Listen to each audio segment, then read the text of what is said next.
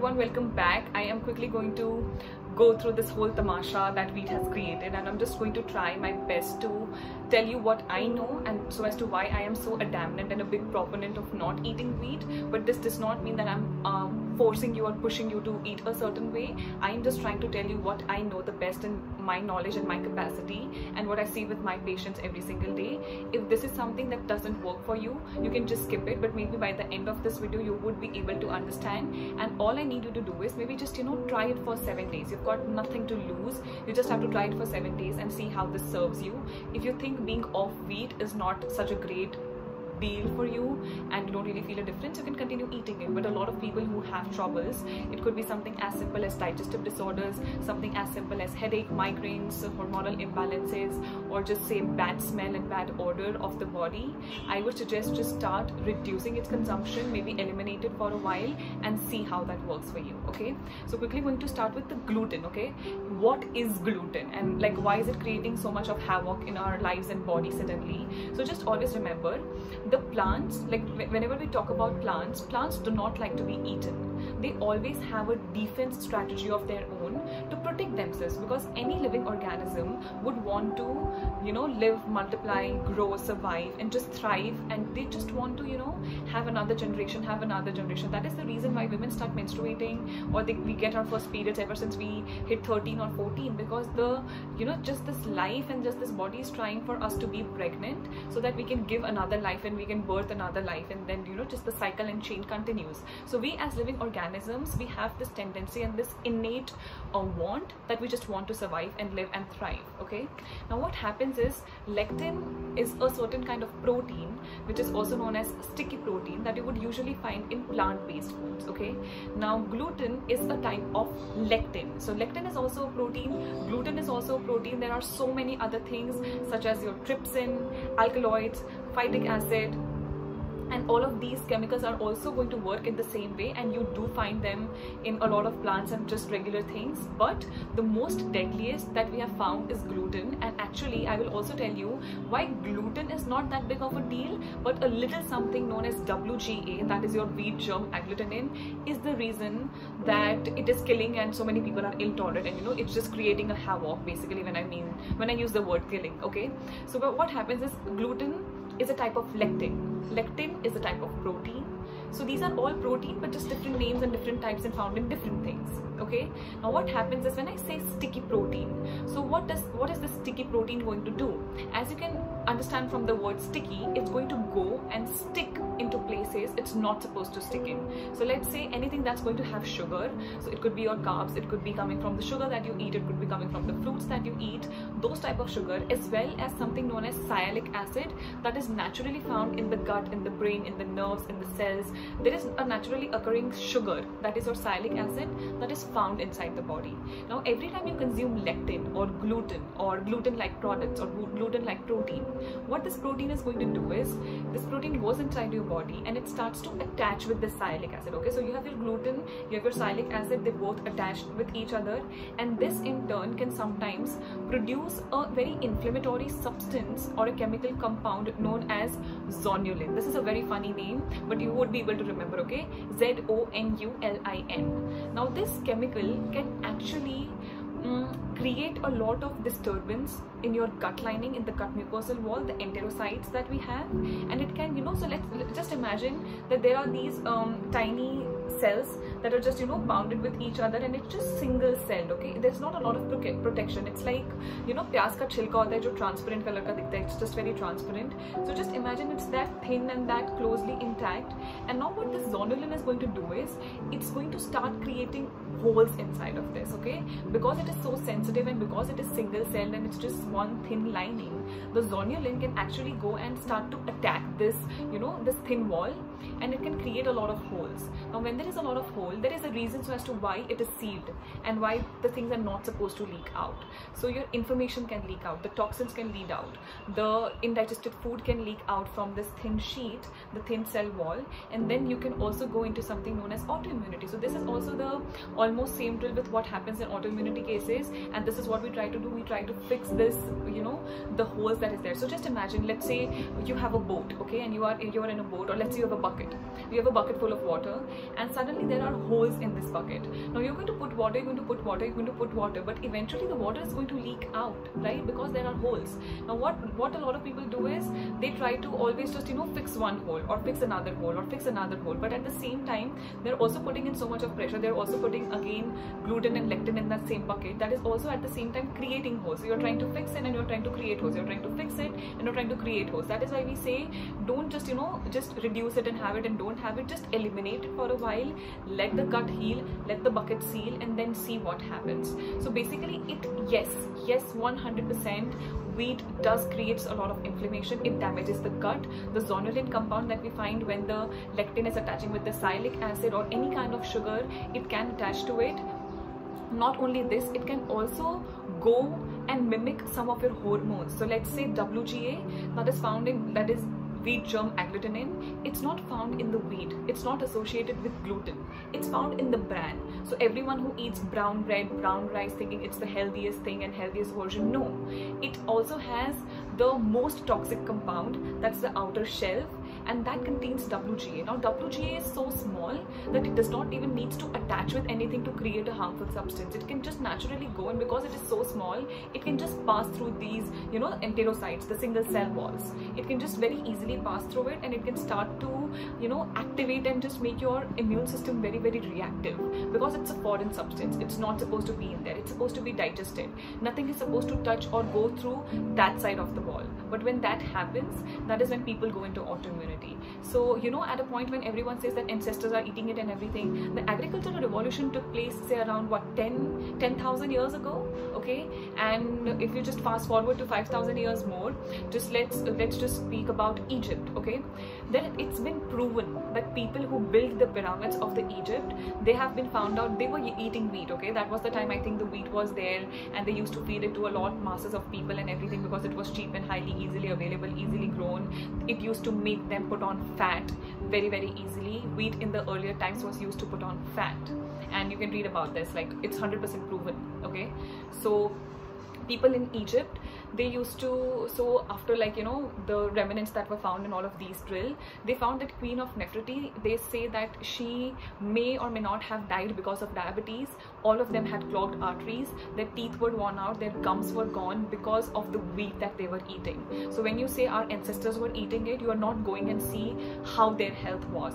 Just because you know that they were eating it and you don't know the full picture, you can't really comment on it. But the people who have actually done the research and they have spent their lives studying these things, it has been proven and it has been put in books and research papers and everything. So you can go and read it, okay? And you always have to understand, when me and people like me are asking you to not eat a certain thing, it's not like I'm trying to sell you a product that, no, okay, don't eat wheat, but eat the atta that Ankita is making and eat my brand and eat my product. No, I am giving you something that's going to prevent you from being sick 10 years down the line, 15 years down the line. So this is me trying to protect you, and this is me not trying to sell you something. So before you come and argue with me and attack me, just always remember, what will I get if you don't eat wheat? Like what do I gain if I don't eat wheat? The only thing I gain is that, okay, one person is going to be healthy and they have taken care of themselves. So every time you want to attack someone, just try to understand so as to why is that person, you know, speaking about it so much. Like, how do I care? Why do I bother? Okay, I can just ask my patients to not eat it and they won't eat it and they would be great. And why do I give a shit about anything else that's going on? But I do give a shit, and I do want to speak about it because I know how important this is, and I know how much of a difference it makes in someone's health. So if only 2 or 3 of you can pick this up and maybe put this in your life and apply it, that would mean the world to me. And that is why I'm sitting here and explaining this to you. So that, okay, now I'm just going to quickly get through the questions. Is chakki atta 2 grains to be avoided? Okay, I don't understand. Which type of roti would you suggest we take for any type of substitution? I've already talked a lot about this. Jawar ka atta, that is your sorghum flour, your Rajgira atta, amaranth. You look at ragi, bajra. You look at chestnut flour, you look at arrowroot flour, you look at green banana flour, you look at cassava flour. All of these things are great. Rice flour, it's amazing to make chapatis. Get creative. Look for it on YouTube. You will find brilliant tons of recipes, and believe me, you can be without wheat. I've been off it for years, and it's like a hot knife through butter. It's very easy. Okay, naan, butter naan, rumali roti, jawar roti, ragi roti, do they all come under the same category? No, it's a type of roti, but like different types. And naan and butter naan and rumali and all of these things, it's not healthy. Okay, is wheat an obstruction for curing hormonal imbalances and PCOD? 100% yes. Always remember, so when we speak about lectin, or when we speak about gluten or sticky proteins, it can actually disrupt the hormonal communication. How does lectin or gluten damage the body? It has 3 strategies. Okay, the strategy number 1, breach the gut wall. So the bucket holes that I spoke about, so it's like attack the gut wall. Okay, so that's number 1. Number 2 would be something known as molecular mimicry, which is the same drill with autoimmunity. And number 3 would be mimicking, just so let's say WGA is very, very, very identical to insulin found inside the body. Yes, WGA is very, very identical to insulin. So what it is going to go is, instead of, so what happens with hormones is, hormone goes to the cell, it asks the cell what to do, the cell does the job, cells come back and let it know that the job is done, and the hormone is going to dock off from the receptor. But what WGA does, it goes there, it docks on the cell receptors, okay, and it will ask the cell to do something that, let's say, it's not supposed to do. So it will ask your fat cells to store more fat, store more fat, store more fat. In your body there is a balance, and there is a time when this stops. But when there is something known as WGA, the WGA goes and settles, okay, it docks on the receptors, but it never leaves, and that is what creates a lot of inflammation. It creates a lot of inflammation inside the body. So with hormonal imbalance, your insulin, your blood sugar levels has everything to do with PCOD, so I highly suggest be off it. Semolina equally unhealthy like wheat? Sadly, yes. Share some yoga routine. Gluten food which should be avoided and can't be, so all barley, rye, oats, wheat, sometimes buckwheat. Oats is not always with gluten, but a lot of times it is with gluten. A lot of preservatives and artificial sweeteners and synthetic preservatives that we find in refined packaged sugar, and a lot of breads that we see, it has gluten. Okay, it has gluten with different names and everything, but it's just a mad crazy marketing, deceptive marketing out there. It's so corrupted. Like, I would just say, don't eat it. It doesn't work. Your body cannot recognize it. It's a foreign substance. Your body does not know how to deal with it. Okay, not about wheat. Just want to ask whether we should drink cold or warm water. Water is water. Okay, water is just water. Does wheat lead to brain fog? Absolutely 100% yes. Absolutely 100% yes, because wheat can create inflammation. And where does it create inflammation? It's not up to you. It's not up to anything. It can create inflammation in the weakest spot inside the body. So it can create inflammation. It can create kidney diseases, nephritis. It can create atherosclerosis. It can lead to hardening of the arteries. It can lead to heart attacks and all of these things. It's very connected. I'm not saying wheat is going to give you a heart attack. That's not what I mean. But it does has a huge role to play. So just know that it's actually really not good. Okay. I can't live without roti. So I would rather have you live, so eat your chapati and live. Practical replacement for it is jawar. I'm telling you, just try the jawar chapati or rice chapati. Just try to get uncomfortable for a few days and you will feel better. Okay, does wheat cause acid reflux too? Absolutely 100% yes. Anything that damages your gut will have these symptoms like acidity, bloating, belching, flatulence, indigestion, constipation, diarrhea, loose motions, anything. It's related to your gut, and because wheat is directly attacking the gut, it can have these differences. Okay. Wheat and PCOD related? Absolutely 100% yes. Please explain how exactly does wheat create inflammation? Like I already explained, okay, the enterocytes, the gut lining, it's supposed to be very, very intact. Okay, it's not supposed to have holes, it's not supposed to have breach. But what wheat does, it breaches this wall. It goes through and moves through this wall, and it goes into a place it's not supposed to be in. And anytime that happens, your immune system is activated, like, you know, hyperactivated. It's more reactive, and it starts attacking the body in an attempt to kill you, in an attempt to save you. And that is why, you know, you'll have inflammation, fever, pain, fatigue, shiverness, muscle pain, muscle fatigue, exhaustion, energy loss, all of these things, because there is inflammation. So inflammation inflammation is the mechanism. Inflammation is not the issue. Issue is the wheat. Issue is the inflammatory foods that we eat. So inflammatory foods could be dairy based products, wheat, corn, soy, eggs, meat. Anything can create inflammation. Okay, so it depends on your body. It's very bio individual, and you have to see what works for you. Eggs are great, but if you're eating something that's not organic, you're eating just regular stall wala 7 rupees 10 rupees ka egg boiled anda, that's going to create a problem. 100% yes. Okay. Barley, rye and oats potential leaders like wheat. Yeah, absolutely. Healthy alternatives I've already given. Is it true wheat can get stuck like a gum in your gut? It is not only going to, actually gum is better than, okay, that does not mean that you can start eating gum, but all I'm trying to say it, yes, wheat can 100% damage your gut. Okay, is it true that gluten can harm you? Yes, 100% it can. Do commercial wheat flour contain gluten? Every even if it is organic, it's going to have gluten. Like I said, gluten is the protein found in the wheat, and it's a form of lectin.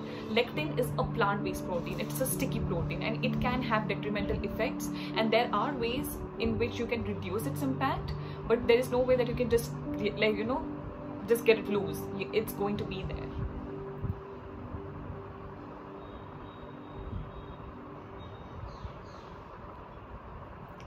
Can consuming wheat your whole life and then eliminating it completely have drastic results? I don't think so. I don't really think so. You might have some withdrawal symptoms like say headache or cravings for carbs and all of these things, but you're going to be fine. Is it okay to cut down meat at once or slowly reduce it and eventually avoid it? If you're very adamant on it, you can do it slowly, but most of the times I see success by just saying, okay, I'm not going to eat wheat, kuch bhi ho jaye, and then not eating it, and then it gets better. Can wheat result in hair loss? Absolutely 100% yes, because wheat can cross-react with proteins, it can create antibodies, it can create gut inflammation, it can create autoimmunity, it can start attacking your hair follicles, and of course it can lead to hair fall. 100% yes. Can you do a video on how to move on with wheat? Any suggestions? Like everything that I'm saying right now, honestly. This constant burping has anything related with wheat? Absolutely 100% yes. Wheat causes issues with your gut. Anything that causes issues with your gut is going to give you digestive disorders and dysfunction. Ragi healthy? Yes, ragi is healthy. Dalia, suji, oats, muesli, and which is better and why? I don't know which muesli you're talking about. I am not a big fan of muesli. I am a fan of food that's real. If it's not real food, then it's just not food. Like, what is it? It's not food.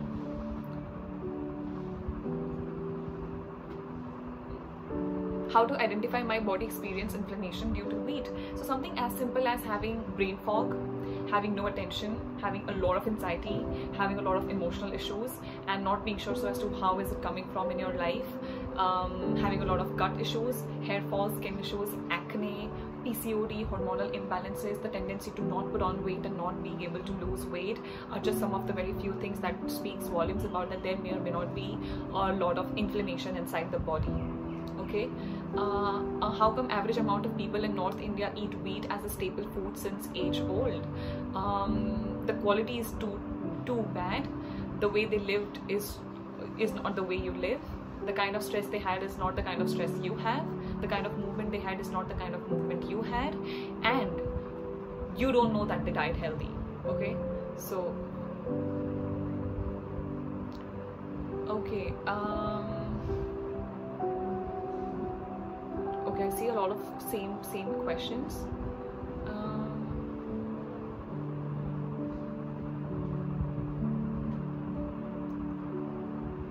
Emmer wheat is also inflammatory and should be avoided. Emmer wheat is also known as khapli wheat. It's better. I won't say that it's bad or something, but again, in moderation. Don't be dependent on it every single day. How often can we have it safely? Like once in a month or 6 months? I think that should be okay, but I think after a certain point you would like, I don't even remember what is the taste of a regular chapati or wheat. That's how long I have been off it, and I don't think I'm ever going to eat it in my life. I just like, it doesn't exist to me. doubting your research, but just a query: how did our old generation sustain health while eating wheat, and why are we suffering, basically?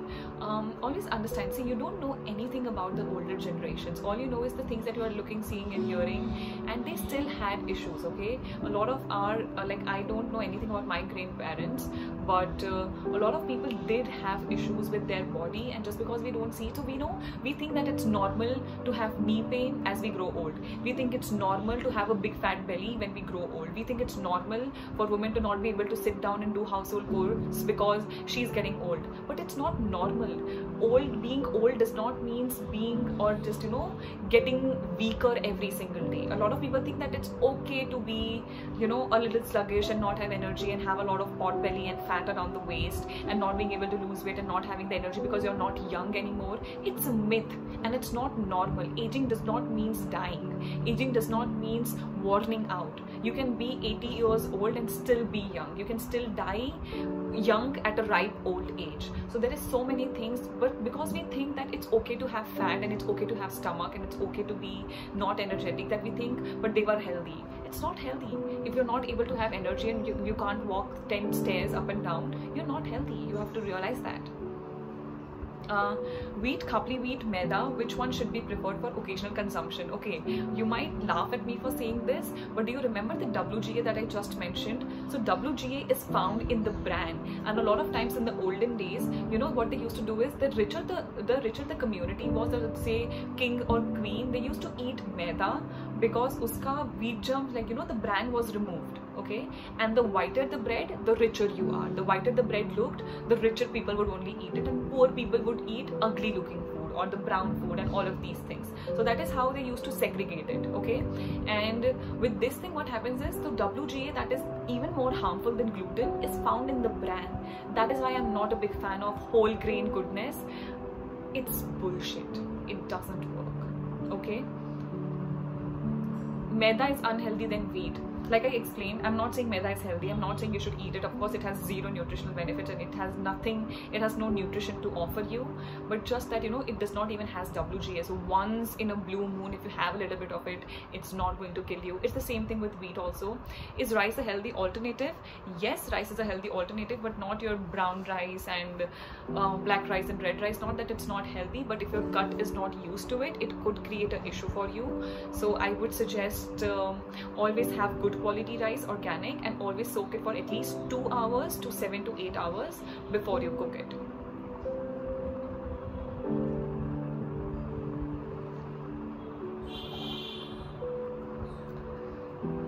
Oh, if someone is comfortable having sattu, if someone is comfortable having coconut flour and almond flour and all of these things, you can easily make a chapati out of these things, but coconut and almond would be really costly.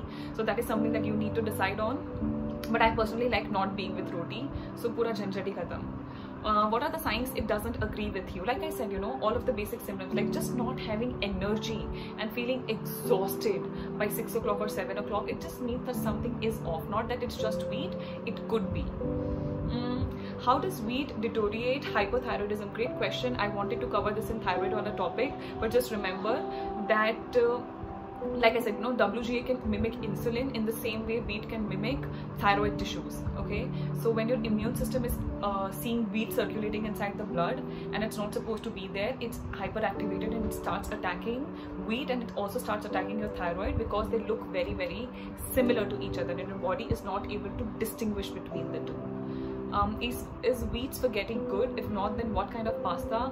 I absolutely don't like pasta and spaghetti, so it's just like, I don't like it. I don't know. I've not tasted. I don't try it. I don't like it. Does wheat has anything to do with hives and urticaria? Absolutely, 100% yes. If you do have hives and urticaria, I would highly suggest be off it and see how that makes you feel. Okay, can wheat cause constipation? Absolutely. Gut dysfunction, gut disruption, leaky gut, constipation, very connected. Why didn't ancestors face any problem? Who told you that ancestors didn't face any kind of problem? Like, I have not seen it, I've just read about it. What if they did really face a problem, but we did not know that, oh, okay, ye hona is a problem, so we didn't do anything about it? There could be a problem, we just don't know it. Okay. How to know if my body can handle all the symptoms that I've just mentioned. Does wheat aggravate eczema symptoms? 100%, 100% yes. Does oats cause inflammation? Ideally no, but if your lifestyle is very, very poor, then yes.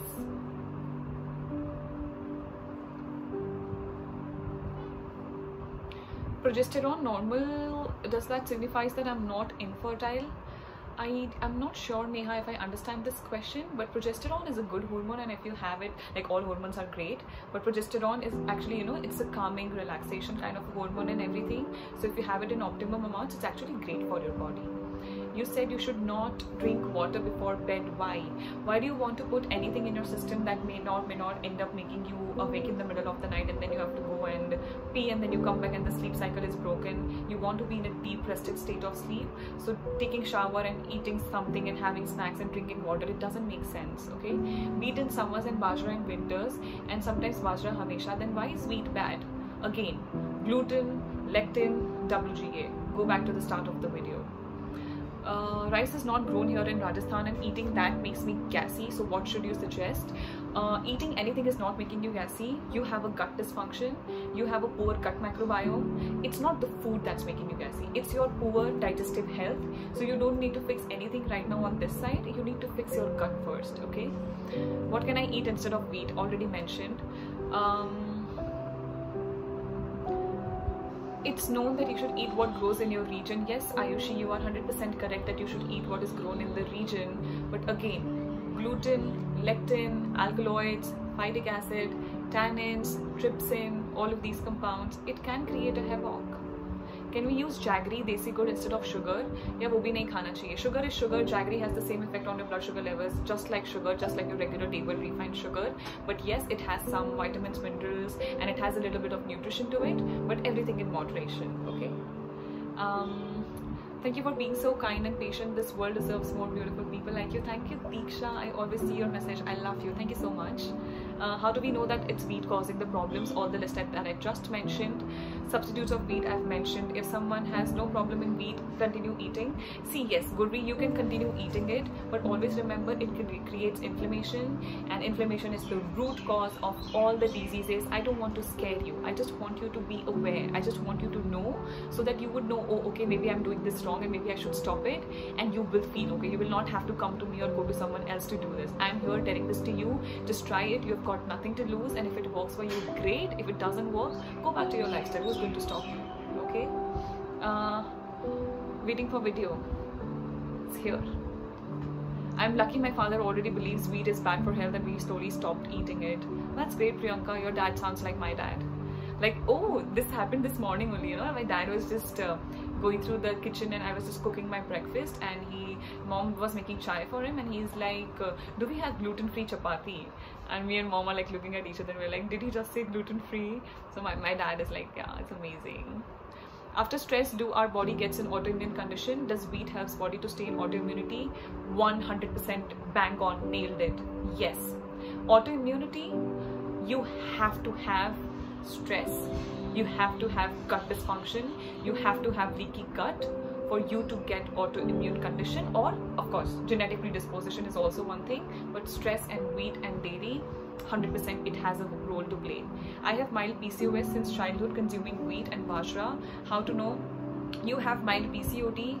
I am telling you online, publicly, stop wheat. You are going to feel better. Wanted to understand if wheat bread is beneficial or not with peanut butter to gain weight. No, it's not. Absolutely not. Cortisol is anxiety related hormone. Cortisol is not anxiety related hormone. Of course, it is associated with it, but it's not that only anxiety is going to release cortisol. So let's say there are certain points in a day when the cortisol is going to be really, really high. So let's say at 8 in the morning up until, so from morning 6 to 8 or 9 o'clock, the cortisol is naturally going to be high. And if you do your fasting blood sugar test at this point, you will see a little bit of spike in your blood sugar. That's because cortisol is going to regulate and metabolize the sugar. So cortisol, you need it. It's a great hormone. But it also has to come down. It should not always be chronically elevated, and there should not be just peak. It has to come down. Wanted to understand, okay, yeah, done. How can wheat improve gut health? No. Wheat cannot improve your gut health. It can help you ruin the gut health. I have some anxiety issues. Should I avoid wheat? Yes, 100% avoid it, because like I said, you know, it creates inflammation and there is a breach in the blood-brain barrier. So there are things that are not supposed to go in. The endotoxins or toxins created by the body or something that you ingest is not supposed to travel through the brain. But if wheat is able to pass the blood-brain barrier, it can actually change the way your body and brain responds to certain situations, and you are going to have anxiety. So I highly suggest be off it and see how you feel. I am even also not a big fan of buckwheat. It's good, it's okay in moderation, but I don't even say consume wheat in moderation. I always say eliminate wheat and everything else have it in moderation. Please tell something about gluten. I've already mentioned, okay? It's a, remember, gluten, lectin, it's a kind of lectin. There are so many types of lectin. So let's say your nuts and seeds, your nuts, okay? Let's say almonds. It has something known as phytic acid. Phytic acid, phytates, they can disrupt cellular communication, they can do molecular mimicry, they can work and mimic your hormones. So it's just, it creates havoc inside the body. Okay, since birth my hands and feet sweat a lot even during winters. Can it be due to wheat? I am not sure. I don't really know a lot about this, but you could give it a shot. You could stop consuming and see how that works for you. Wheat was used by ancestors, my nani, dadi from ages. Why do you say it's unhealthy? Go back in the same video, go back. What do you have for lunch and dinner twice a day? Rice? Yes, I had rice for lunch today and I'm going to have my dinner at 5 o'clock and I'm going to eat rice again. So yep, I eat rice. What about Bansi wheat? It is said to have its origin before Green Revolution. We are not living in Green Revolution, are we? Okay. I think I've gone through most of the questions. Should someone with thyroid and PCOD stay away from wheat? 100% absolutely. Please do. Yes. What about whole wheat? Is it also bad for autoimmune conditions? Yes, it is bad. Don't have it. Stop using maida and sugar and switch to atta and jaggery powder, considering it healthy, please. Jaggery is great, atta is no. Maybe you could have jawar and jaggery, but not this way. Okay? I'm just seeing a lot of repetitions in the questions. I just need to pick one. Does wheatgrass cause inflammation too? I don't think so, not really. We use actually wheatgrass when it comes to the healing of gut, but the only thing is its quality. The quality should be bang on, and wheatgrass is going to be great. Wheatgrass is not really going to create a lot of trouble. Okay. Gluten-free flours I've already mentioned. Can wheat result in hair loss? Already mentioned. I think I just see questions repeating now. What flours are good to eat when I have excess body heat and acne? I would highly suggest that you have a lot of herbs that's going to be cooling for the system. So something as simple as having saw is going to be really cooling. Something as simple as kokum is going to be really cooling. Panakka is also a drink. I've already mentioned its recipe. It's in one of my videos on YouTube. So at this point, instead of switching to flours, I think you should try to cool down your system. And just speaking about flour, I think the safest for you in particular would be rice flour and green banana flour, two my favorite for just cooling down the system. So you could try it and see how that works for you. I see a lot of questions are repeated, and I hope I've almost considered and talked about everything. So that's about it from my end. Make a decision for yourself. If it makes sense, it's great. If it doesn't, I respect it. You do you, and whatever works for you. At the end of the day, it's your health that matters the most. It's not about me, it's not about wheat, it's not about anything else. If it works for you, if you're healthy, happy, safe and good and well and fit, and you feel amazing, continue living the way you are living and just ignore this video. Bye.